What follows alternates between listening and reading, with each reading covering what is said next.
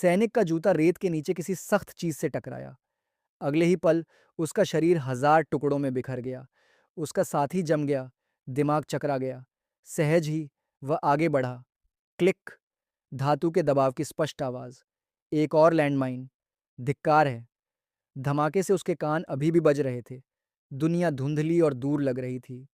जब उसकी सुनने की शक्ति वापस आई तो उसने अपने दोस्त के बचे हुए हिस्से को देखा और तब तक चीखा जब तक उसका गला बैठ नहीं गया।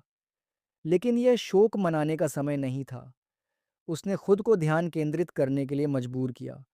सावधानी से वह एक घुटने पर बैठ गया और अपनी लड़ाकू चाकू निकाली। अपने जूते के नीचे रेत को टटोलने लगा। ब्लेड धातु से रगड़ा।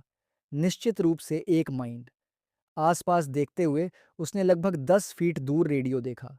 उसने अपने जूते के फीते खोले और अपने खुदाई के औजार से एक काम चलाऊ ग्रैपलिंग हुक बनाया।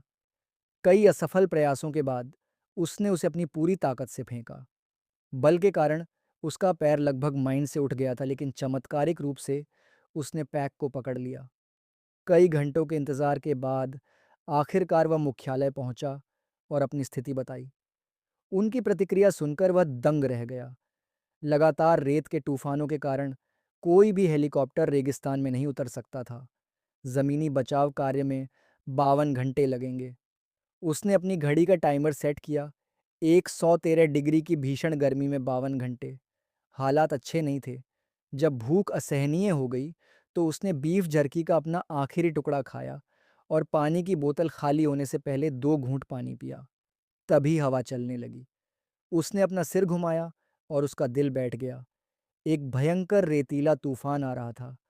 उसने अतिरिक्त वजन के लिए जल्दी से अपना बैग कंधे पर रखा और अपनी राइफल को लंगर की तरह जमीन में गाड़ दिया। किसी चमत्कार से वह हाँफते हुए उस हमले से बच गया। शुक्र है कि वह खदान से नीचे नहीं गिरा। उसके दोस्त का शरीर हवा के सहारे उसके पैरों के पास आ गिरा था।